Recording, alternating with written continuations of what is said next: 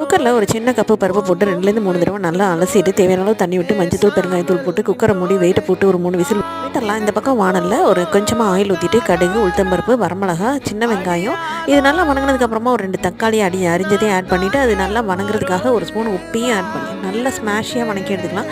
இது வணங்கிட்டு இருக்கிற கேப்லேயே நம்ம ஒரு கொத்துச்சட்டி அடுப்பில் வச்சு அதில் நம்ம அரிசி கழுவின தண்ணி ஆட் பண்ணிவிட்டு 2 கைப்பிடி முருங்கை இலையை நல்லா தண்ணி குதிச்சதுக்கப்புறம் 2 கைப்பிடி முருங்கை இலையை ஆட் பண்ணிவிட்டு நல்லா கலந்து விட்டுடலாம். இதோடவே ஒரு 4 பல்லு பூண்டு, ஒரு மிளகு, 2 ஜீரகம் ஆட் பண்ணி நல்லா கலந்து விட்டுட்டோம் அப்படின்னா நமக்கு வந்துட்டு கீரையோட சத்து முழுமையாக நமக்கு அப்படியே கிடைக்கும். இது நல்லா வந்து வர்றது கேப்பில் நமக்கு தக்காளியெல்லாம் நல்லா வணங்கி இருக்குது.